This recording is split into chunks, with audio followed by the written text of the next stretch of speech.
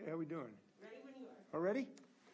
All right, good morning. Today we are announcing a package of decisions that will continue to protect the health and lives of Washingtonians, including a 3-week extension of the current restrictions, as well as an economic aid additional package to help the people who are having difficult times as a result of these restrictions.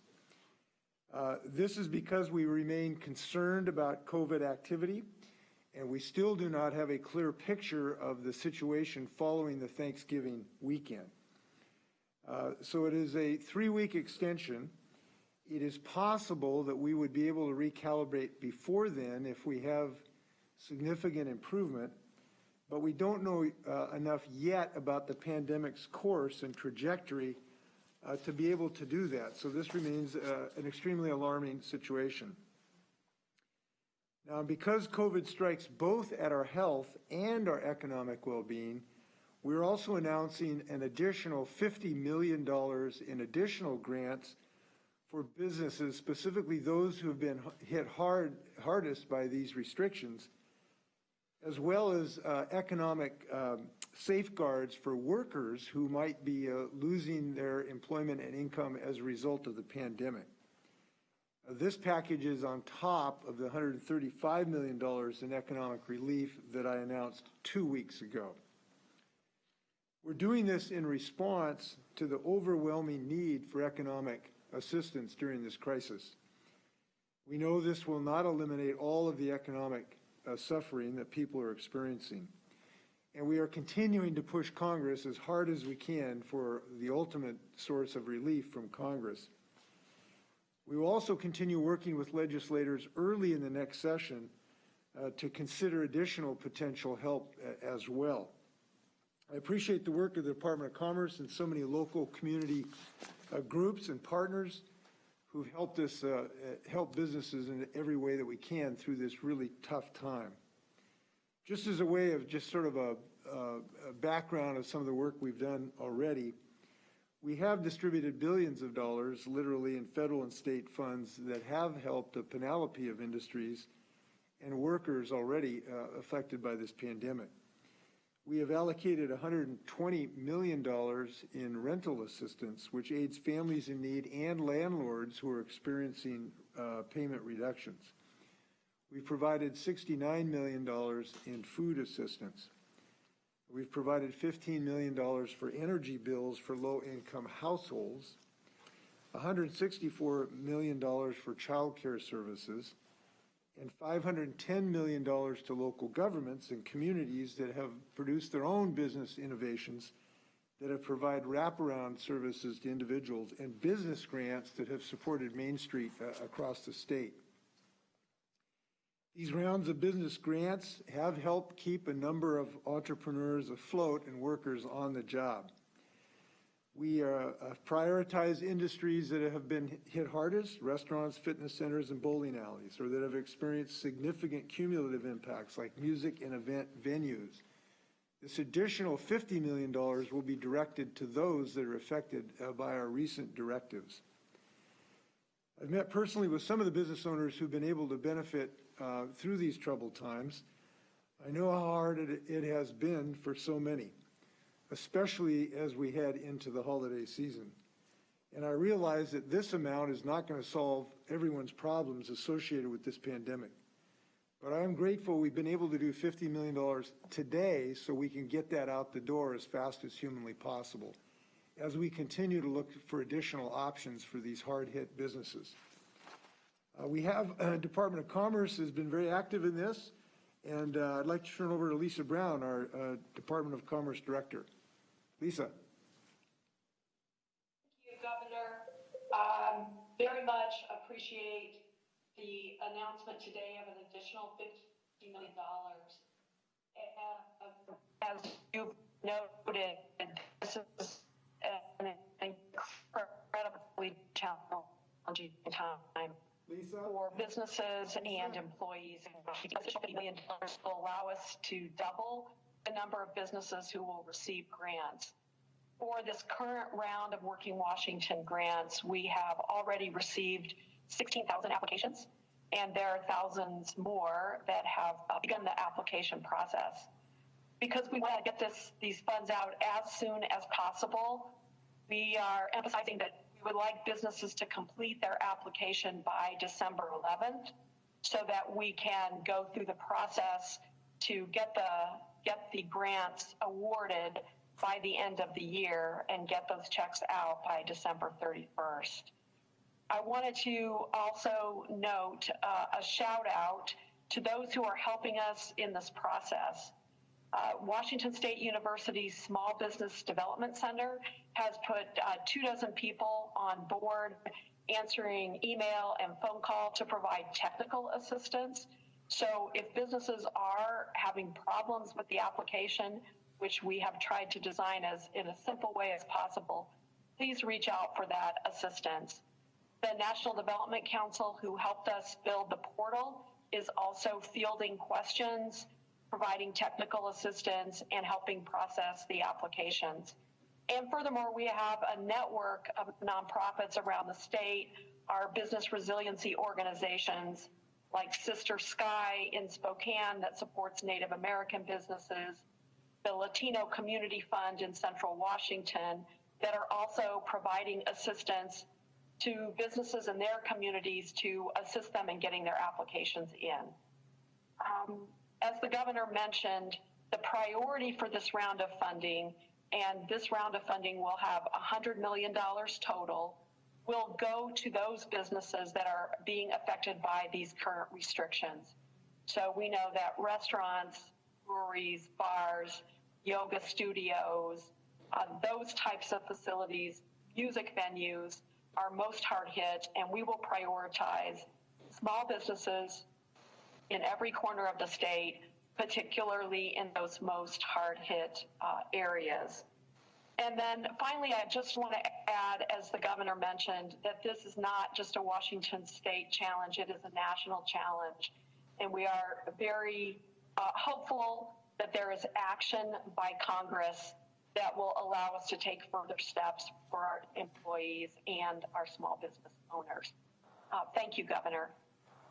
Thank you, Lisa, for your hard work. I know you're trying to do this as fast as humanly possible. We know how difficult this is for businesses, and I appreciate you trying to get this money out the door as fast as humanly possible. We know how tough this time is, but we know we are going to recover, and we ought to have confidence of that. You know, we've consistently been in the top 5 states in job growth before the pandemic hit, and there is no reason we cannot return to that exalted status as soon as this vaccine is widely available.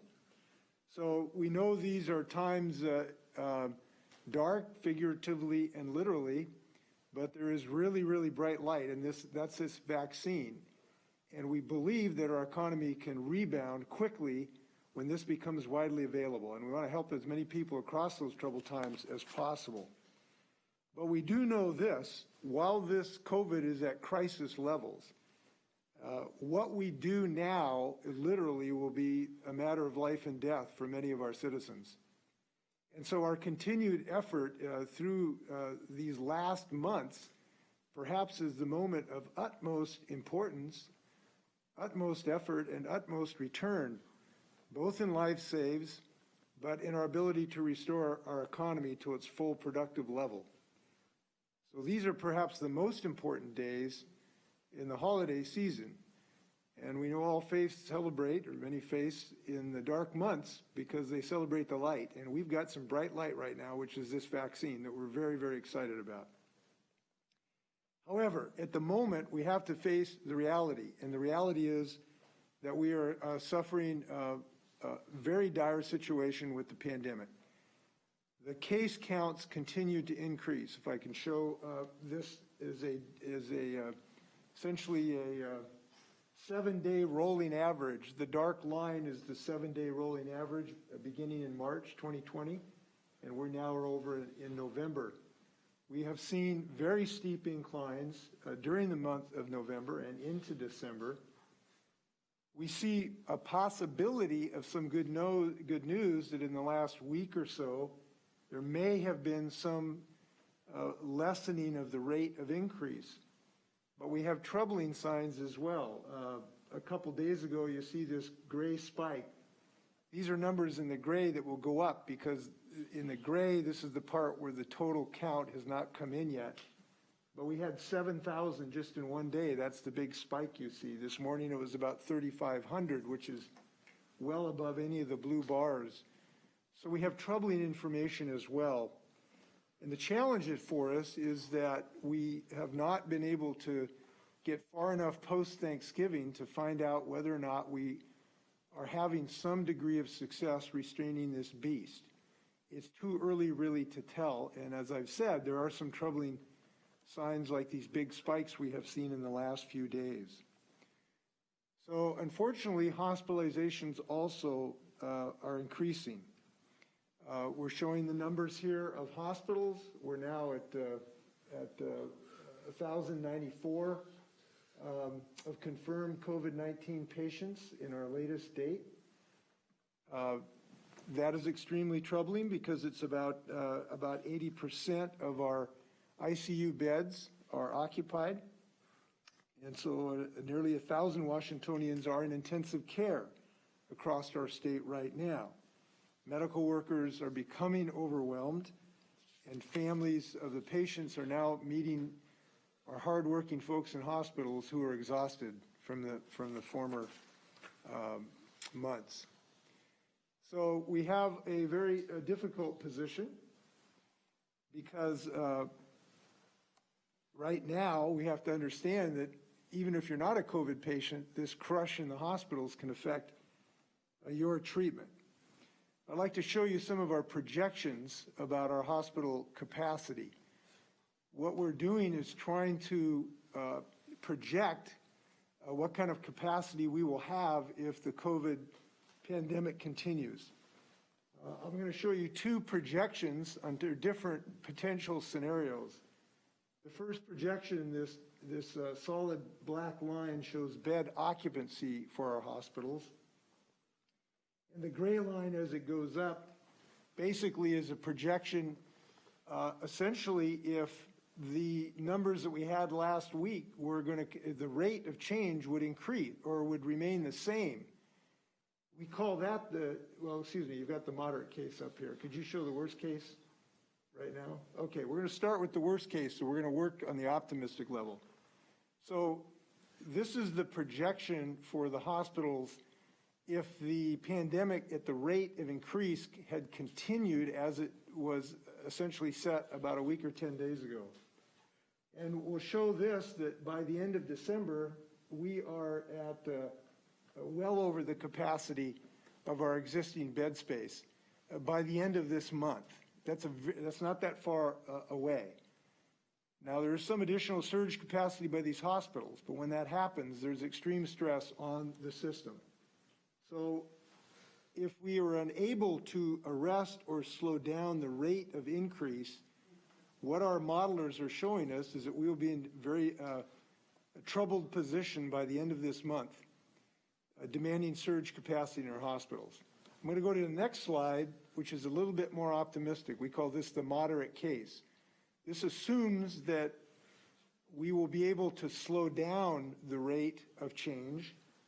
And this slide shows that we will get to that surge necessity after the end of December, maybe a couple weeks into January. So we have to understand that these things can happen very quickly. And what it means is, in the worst case scenario, we'd need to nearly double our ICU capacity before the end of this year, which is extremely difficult to achieve. The reason it is difficult to achieve, more difficult than it was in May and June, is that we used to be able to draw on reserves. If your hospital in Spokane was becoming absolutely filled, you could bring in nurses maybe from Tri-Cities or Yakima. But that reserve capacity does not exist now because the pandemic is everywhere, not only in our state, but in the United States as a whole. So our system has less reserve capacity than it used to have. I also want to make the point that as ICU beds fill up, every person with a significant medical need is in trouble, not just those with COVID, but anyone who needs an ICU for any reason. So what happens in one part of the state has ripple impacts across the state, and what happens to anyone has an impact on everyone who might need ICU capacity. So we've been saying since the beginning, we are in this together, and we are literally in this together in the need to preserve our hospitals as functioning systems. Now, this 3-week extension will take us through the holidays and into the new year. There are no changes that I'm announcing today to that measure. But we understand that as we come into the December holiday season, just like Thanksgiving, all of us are going to have an opportunity to save lives while continuing to be responsible and not have large gatherings in our homes and otherwise that pose such a risk. I'm heartened during the Thanksgiving holiday. It appears Washingtonians have again led the nation in reducing the infections that happen in our family and relative gathering scenarios. That's what the New York Times survey showed. It was the right thing to do in November. It will be the right thing to do in December. And our ability, hopefully, to get out from under these restrictions and not have our hospitals overwhelmed, again, depends on us being in the holiday spirit in December. And the holiday spirit is to give the most precious gift of Christmas, which is life itself. And we will all be in a position to be able to do that by making our plans accordingly to enjoy our families just a little bit differently so we can all be together in the next December. I want to talk about a critical part of our package to help Washingtonians. When we think of businesses, it's obviously not just the business owner. We're providing an additional $50 million today for essentially the business owners, but it's the employees, obviously, many of whom are going to lose their work, at least temporarily, that are very much at risk, and those in the gig economy who don't have what you think of as traditional employers are also at risk. So a critical piece of our plan to defeat the virus is for individuals that have financial resources while they have to stay at home. And too many workers are facing that risk today and that economic security. Now, the state and federal government has done a lot. Between March and November, we've paid out $12.6 billion in unemployment compensation in state and federal funds. Now, what would help Washingtonians and all Americans the most right now would be action by Congress on economic relief, including pandemic unemployment assistance that covers more workers than the typical unemployment insurance. And the reason that's important is Congress has more tools at its disposal than states do to solve this problem. So we are watching congressional negotiations very closely, and we're in constant contact with our congressional partners. We're hoping that Congress can make a bipartisan agreement before the end of this year, but Washington is preparing if they do not. So whether it's through federal or state aid, if Congress fails to act by Christmas, we will step up in the state to help workers and their families who are not covered by pre-pandemic unemployment insurance benefits. So if Congress does not act, the state will provide relief to those who are on the pandemic unemployment system as of the week of November 21st, and that will happen by the end of December. We will not allow people to fall off that cliff in the state of Washington if Congress does not act. We hope to know that they will, hopefully, but if they do not act, we will be there at a minimum for at least the first month of folks who would otherwise fall off that cliff. So otherwise, the pandemic, and the reason for this, the necessity is the pandemic unemployment assistance runs out as of December 26th, otherwise. This vital program has helped those not normally eligible for regular unemployment insurance, including business owners, self-employed workers, and independent contractors. The loss of pandemic unemployment assistance would push nearly 100,000 households in Washington closer to poverty, making it harder to put food on the table and keep a roof over their heads. So we are acting, And that machinery of government is in place to be able to provide that relief in December if Congress does not act. Now, also pending in the U.S. Senate right now is a bill that would provide $120 billion relief for the nation's independent restaurants and their workers. It passed the House in October. It should be passed in the Senate. But one way or another, we need to come to the aid of these families.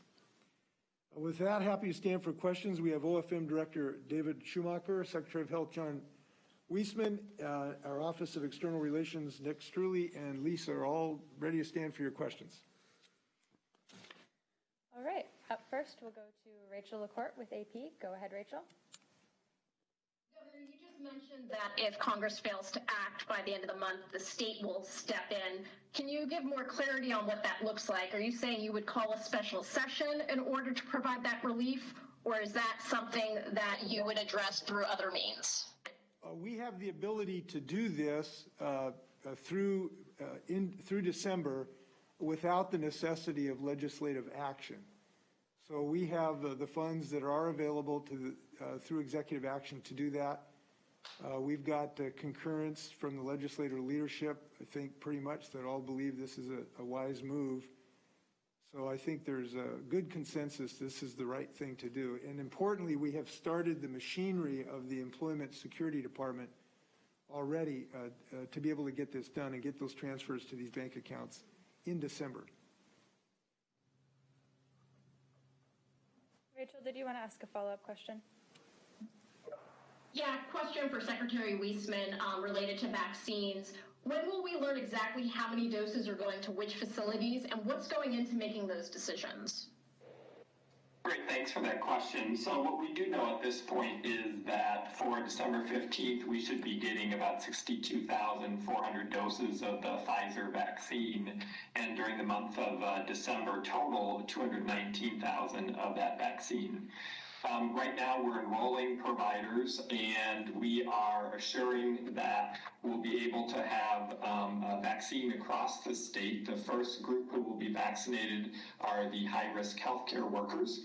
And then also during the month of December, we'll also be vaccinating folks in long-term care settings.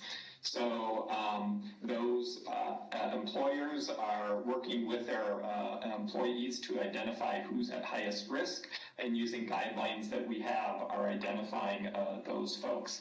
So we will be making final allocations later this week and next week into which places they will go. It's important to remember there are over about 300,000 healthcare workers who fall in this high-risk category is our estimate. And that includes not just doctors and nurses, but also other support staff who are providing care to these individuals.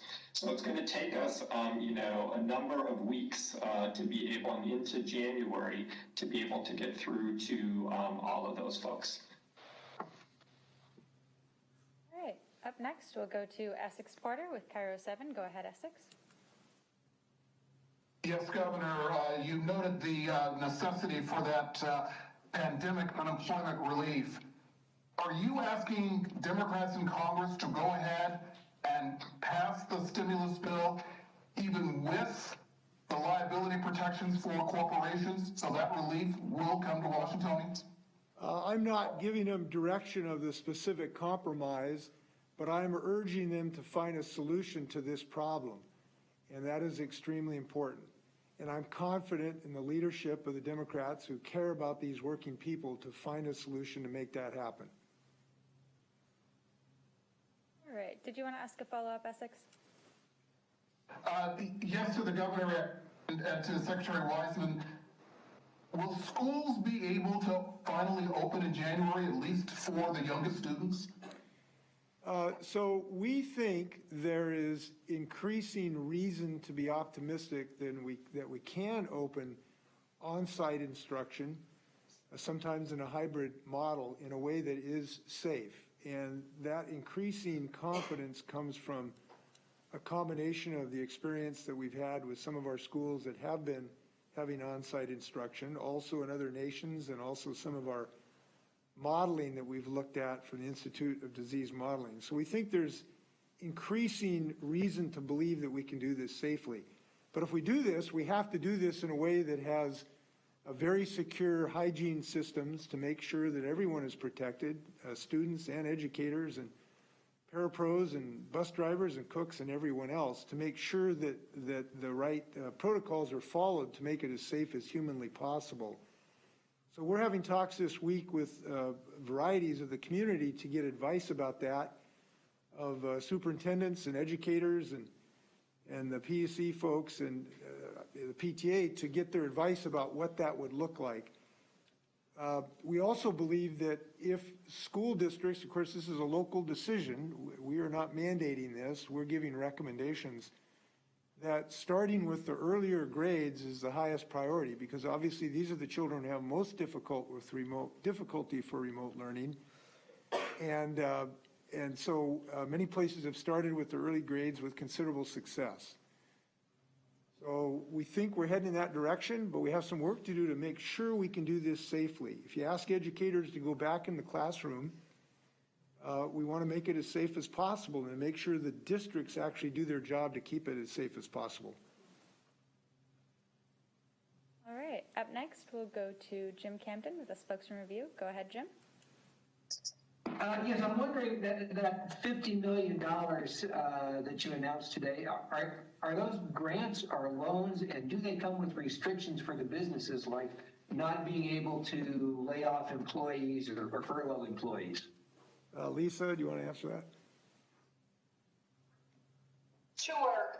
These are grants, and they are unrestricted except for the business demonstrating that they're in the industries that are most affected by the current restrictions.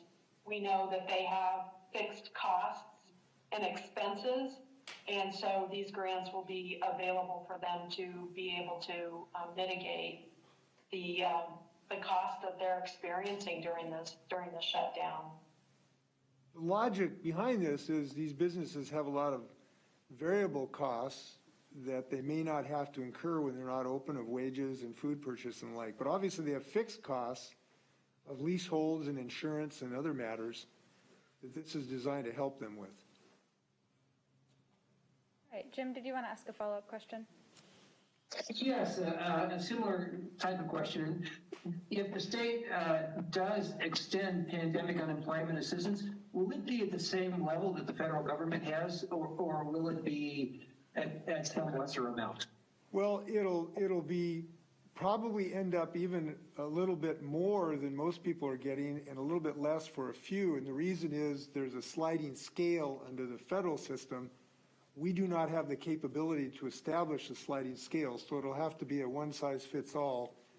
I'm not going to announce the number today because I don't want people putting that into their budgets today, but it will be a pretty healthy amount relative to the majority of the recipients. All right, up next, we'll go to Drew Mickelson with King 5. Go ahead, Drew. Morning, Governor. We know you're extending these restrictions on businesses. Was there any thought of looking at private gatherings, travel bans as we head into these holidays? It seems to be on an honor system and a recommendation, but was there any thought to perhaps putting in restrictions on travel as we head into the holidays? Well, we think about these things literally daily or hourly, but as far as binding restrictions, that didn't get close to the goal line. We have found, happily, that our recommendations on travel advisory appears to have an effect in the state of Washington, more so than other places. And this is very pleasing that people have heeded that. Somebody told me the other day that some air traffic was down, by over 50%, as I recall.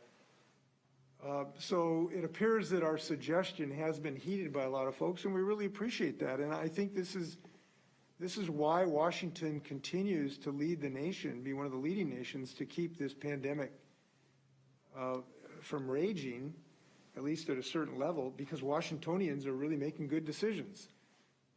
When I last looked last night, we were in the top 5 of having the least number of infections, and it's because Washingtonians by large numbers have been masking up.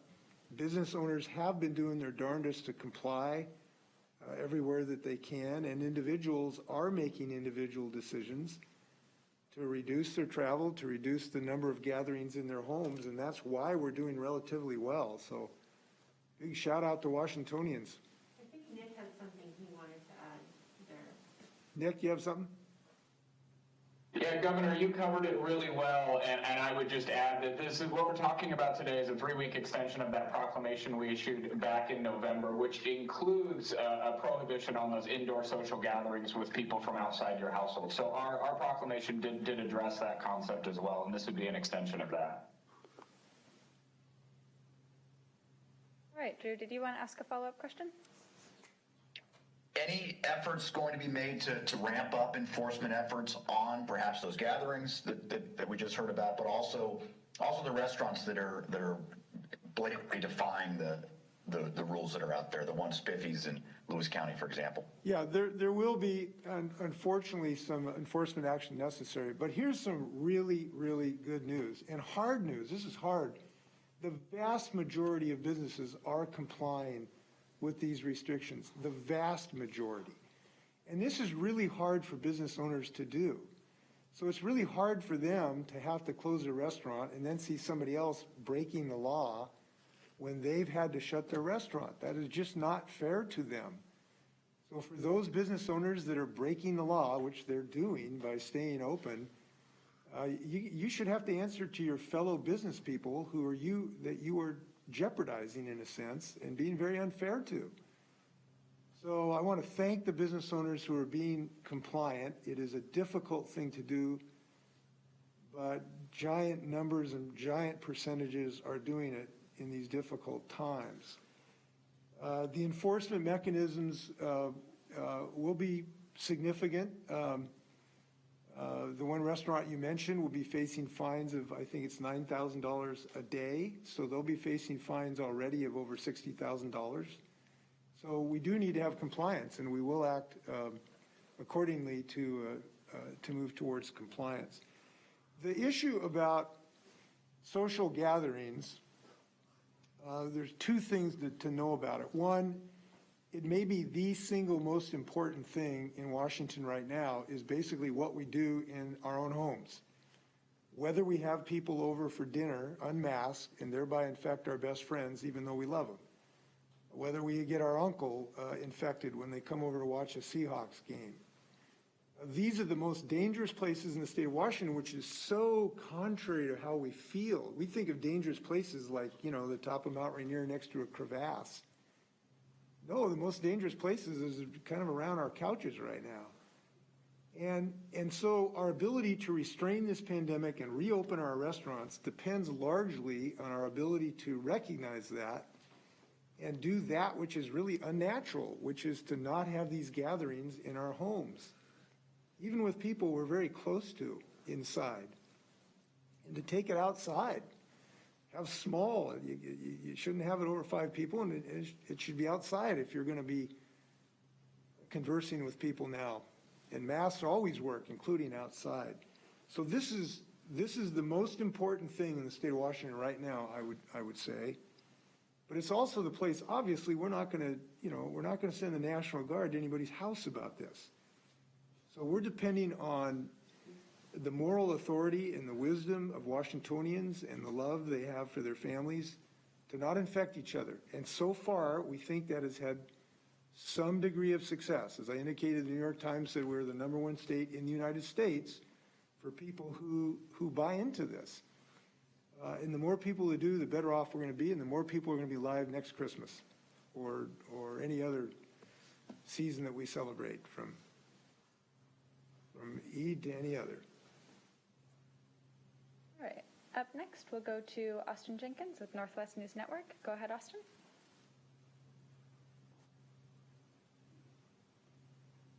Austin, are you there?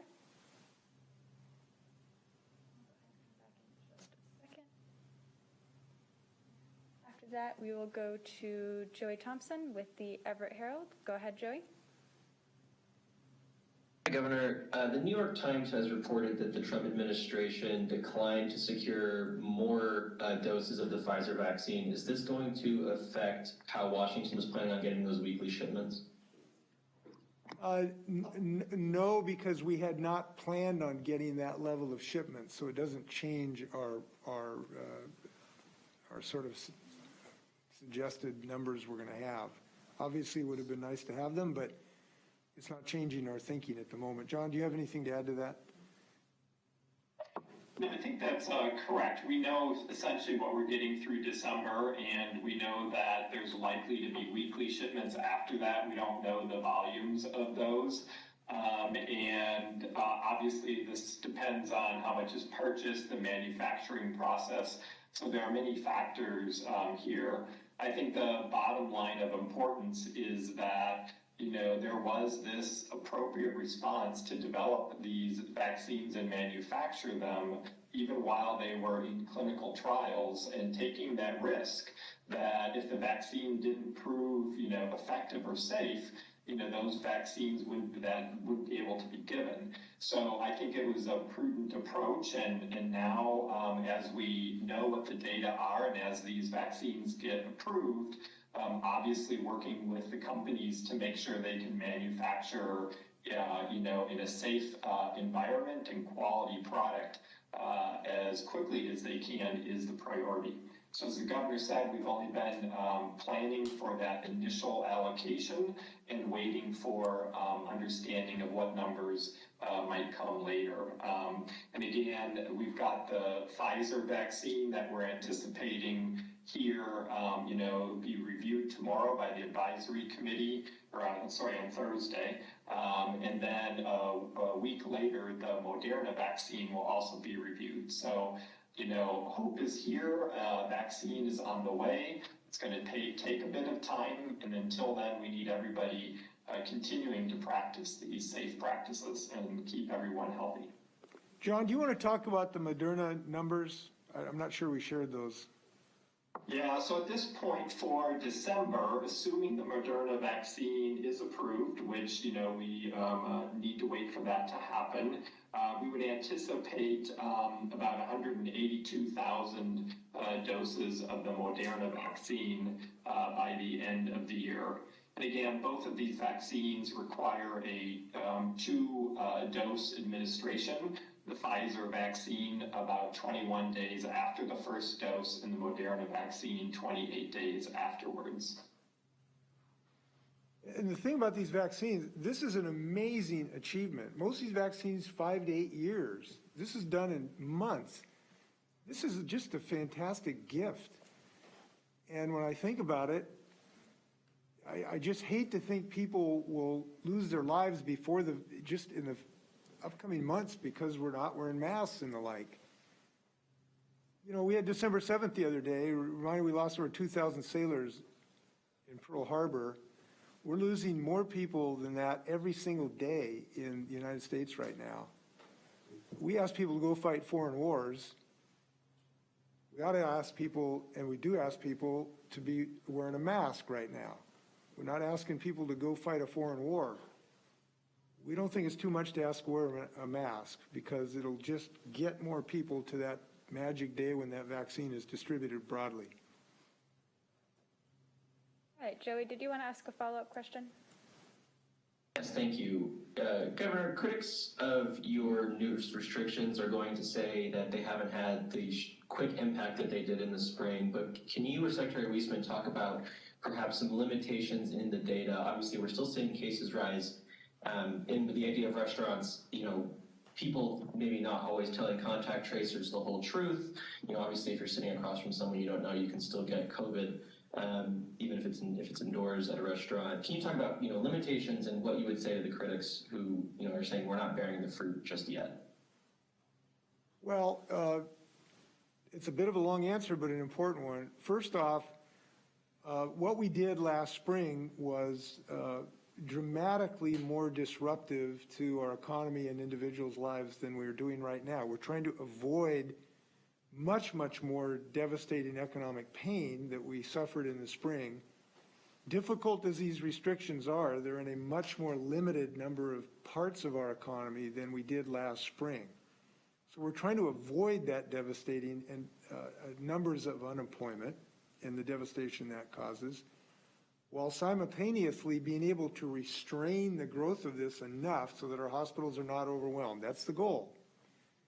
There's some evidence that that is bearing some fruit. As we indicated, if you want to put that up there again, if we just look at the graphs here again, I'll show you what I mean by this. You want cases here or hospitalization? Let's look at cases to start with. Get cases up here. So if we look at cases, you'll see the last few blue bars and the purple line seems to have moderated. Not quite flat, but certainly not as steep right in the last, few days. So these restrictions may have had a beneficial impact to reduce that curve, the rate of that curve. But it also may be a false spring for us because we still may not have seen the results of Thanksgiving weekend where people were getting together. And so this may go back up fairly shortly again as well. And as you've seen, like I said, there were 7,000 cases the other day and 3,500 this morning. Now, so there's some evidence that this is having a beneficial impact, and there's a huge caveat that it may not. So that is a challenge for us all. There are also issues with our data right now. The system has to deduplicate. Dedupe is the new term of art, which basically means to make sure we're not counting one person twice. And there's been some software difficulties for that our vendor that we've hired is trying to fix some of their software limitations. And we hope that that's been done, will be accomplished late next week or early next week to make that a much more efficient system. So yes, there are some limitations in our data right now, and we wish it was perfect. John, you want to add to that? I think you covered it well. I mean, our takeaway at this point is that as we look at all our data sources and the ones that are on our dashboard and others, our sense is that we have decreased the acceleration. And that's good news because at the time when the governor implemented these rollbacks, we were accelerating very quickly over just a matter of days. So now we need to exercise the patience of giving the data enough time to see if indeed we are approaching a plateau or not. And there's nothing about the data that's magical. We just know that it takes, 5, 7 days, up to 2 weeks to develop symptoms after you've been exposed. And so as the governor said, Thanksgiving has not yet been essentially 2 weeks in our past in terms of that holiday weekend. And so we are watching every single day the data as they are coming in to just see what impact any travel that people might have done or gatherings they might have had have any impact on this. So we're seeing some positive signs that give us some hope. We'll go over those in more detail, certainly at our briefing tomorrow, on Wednesday, tomorrow, at our usual Department of Health briefing. If I may just discuss the difficulty of these decisions. We're going to know more on December 14th than we know today. But we thought it was fair to the restaurants and other companies to give them this advice right now because they're planning food to purchase and the like. So we're trying to balance giving people foreknowledge for planning purposes and recognizing that, we're just going to know more in the future. All right, up next, we'll go to Austin Jenkins with Northwest News Network. Let's see if we've got you. Go ahead, Austin. Okay, how about now? Can you hear me? Yes, a little bit. Hello? Maybe not. Maybe not, Austin. A little bit. The question I have is just about the science behind continuing the restaurant restriction. Austin? Why not allow small tables? Austin, we're having a pretty hard time hearing you. Yeah, could you? Okay, never mind. Could you just email that question, Austin? Yep. Yeah. All right, so then we'll go to Simone Del Rosario with Q13. Go ahead, Simone. Hi, Governor. The president just announced or threatened to use the Defense Production Act if there's any problems with vaccine production, given this issue that they've had with the order with Pfizer.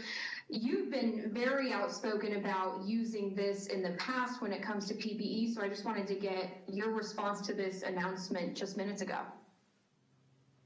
Well, a little bit of being flabbergasted that a man who refused to use this for months and months and months, much to our loss of life, would now bring this up is pretty astounding to me. We begged him to use this for months to get PPE for our nurses, to get swabs so we could increase testing, and he told us to go fish. And now he says he's going to come to the party and act. I just have to express more than amazement, but enormous disappointment in his total lack of responsibility. That's the first thing I just have to say. I don't know the circumstances of the relationship of the federal government and Pfizer on that prospective order. I don't know what Pfizer would say. We offered it to you, Mr. President, and you wouldn't take our offer. We offered it to you and you refused our offer, and now you're using the Defense Production Act. I don't know legally how that would work. So I can't give you sort of any analysis whether it's legal or not. I just heard about this from your question, so I'll have to reserve any particular judgment. Simone, did you want to ask a follow-up question? Yes, this is likely for Lisa. How big are these grants? How much money per business is being handed out? And what is that money based on? So we announced originally grants up to $20,000. And what we want to do is see how many businesses apply and look at the total resources. And as I mentioned before, it's important that we have equity in these grants, and that is with respect to regional equity as well as with respect to small businesses that historically have received less resources or access to capital. And so we will be essentially figuring that out over this next brief period of time. And on December 11th, we'll know how many businesses have applied and how many are in those critical categories of restaurants and fitness facilities that are currently not operating. And that is our priority, as the governor said. So I can't tell you for sure. Obviously, smaller grants means more businesses can receive a grant, and larger grants mean that more will not be receiving a grant at this point in time. But I also want to just reiterate what the governor said is this is what we can do now with the CARES Act dollars we have left. That need to be spent by December 31st. If we get more information about congressional aid coming forward, either directly to businesses or through the state or through local governments, then that means that there will be more assistance out there. And we know that the governor and the legislature are considering other sources of funding should Congress not act. Yeah, and the session starts January 12th. I know there is considerable interest to see if there's additional things that could be done. I don't want to say for sure that's going to happen, but I know there's considerable interest in the legislature in that regard. All right, we've got time for just about 2 more questions. So up next, we'll go to Patrick Quinn with Como 4. Go ahead, Patrick. Governor, just a question on the timetable. This one is going to be a 3 weeks extension. What will you be looking for as you've just laid out? You're still really waiting on Thanksgiving numbers. There may be some limitations in the current data. What are you going to be looking for to maybe lift these restrictions in early January as promised, or what will extend them, especially with so many factors in the data unknown? Well, I think the primary one is hospital capacity. What would be our hospital capacity as the weeks go by, and what do we project will be the hospital capacity? Now, to answer that question, the most important one obviously is the rate of growth in the pandemic, but also the ability of the hospitals to ramp up their capacity, watching that, what they're actually able to bring on in the real world. You know, we have projections on paper of what hospitals report, but sometimes there's a difference in the real world. So ultimately, the ultimate guide is what we can do to restore a functioning medical system where people are not losing their lives on gurneys in the hallways of hospitals. And that's the ultimate guide. All right, Patrick, did you want to ask a follow-up question? Yeah, what proof do you have, especially since businesses have been closed, or restaurants rather, let's focus on restaurants and bars for the last 3 or 4 weeks. What proof can you show them that you've mentioned maybe some slight improvements in the data, but you know, what can you tell them that what they're doing is working, not having indoor dining? I can tell them that to a scientific certainty, there are fewer people infecting each other, sitting across the table for an hour and a half without masks, breathing on each other, that there are infections going on in restaurants. This is a scientific certainty. And at the moment, there is at least some suggestion that this is having a positive impact. At this moment, it is more of a suggestion than proof. But it is beyond a reasonable doubt that infections take place in restaurants because it's the place where people speak to each other in close proximity for a prolonged period of time. And that's just a scientific reality. There is no dispute about that. There are other ways you can mitigate this in many other businesses. In a clothing store, you can mitigate that by standing farther apart and wearing a mask, and you have much lesser period of time. You can't do that in a restaurant in indoor dining. So there are just things that can't be mitigated in a restaurant. This is the only way to do it. And that's despite the best effort of restaurateurs who've been very innovative and very creative trying to reduce the risk, and my hat is off to them. But there's just no scientific doubt about this certain situation. And by the way, you know, it could be a benefit too that it hasn't gotten worse. That can be a win too. So I think we're on the right beam. We're going to look at this data very, very carefully. This extension could end up shorter if there was significant improvement. And unfortunately, people know it could end up longer if there's a deterioration. But at this moment, we wanted to strike the right balance of allowing business owners to plan the next several weeks and deal with this uncertainty of the data. And this is the best balance that we can strike, and we know how difficult this is. That's why we're putting in $50 million today, and as I've indicated, there's going to be consideration of more at a later date. All right, for the last question, we will go to Hannah Scott with Cairo Radio. Go ahead, Hannah.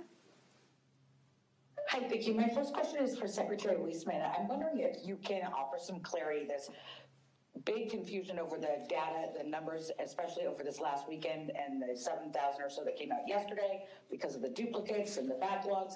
Can you explain if you have a good sense, given that confusion over the data, the big drop in the contact tracing goals, do you feel like you have a good sense of what the COVID-19 is actually doing in the state right now? Thanks for that question. Yes, we do. And again, we're looking at all of our data and seeing what it all tells us. The case counts that we have, we are, now current with our case counting. There was a slowdown in the processing system over the weekend that took longer to get through the cases. We do have the duplicate issue. We know that that's about 1,500 cases at the very moment, and we have folks working on that every single day to deduplicate those. The important thing is with those data is looking at the epidemiology curve that the governor showed that really gives us the sense of where we are, and we have confidence in that overall picture. We also are looking at, as the governor said, many other data sources, including hospitalizations and looking at the rise of those, looking at deaths. We also are looking at data real time, essentially in the last 24 hours of people going to the hospitals with ERs with COVID-like illness, and those are showing some decline as well. So, the beauty of this is that by looking at all these data sources and understanding, are they all telling us the same things? Are there conflicts? Those things all go into our thinking about where we are. And if you've got a problem with one data system at that moment in time, you've got all these other indicators that you continue to look at. That's the beauty of, I think our approach of looking at all of these. And, the public health systems across the country, our data systems have never been under this kind of strain before. We have folks who are working around the clock, monitoring these systems, problem solving, working with the best minds in Washington state, as contractors who are problem solving all of these issues every single day. And these are systems that are working 24/7 without a break. And anybody who monitors or works with systems like this knows that's a challenge whenever they need to be running constantly. So I'm proud of the work the team is doing and confident in the overall picture and the fact that we have multiple data sources that we're looking at to make sure that we've got the picture right. If I can add something that we're really fortunate to have, could you put the hospitalization numbers up? One thing we do have that's probably the most concrete evidence of real activity is our hospitalization data.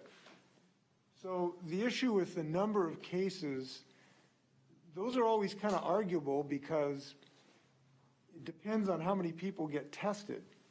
If twice as many people get tested, you're probably going to have additional cases. So there's always a little argument about what the case numbers of positive cases means. What there isn't an argument about is the hospitalizations of people who have COVID. And if you look at this, we're at 1,094 just in the last week or so. And there's just no doubt about that.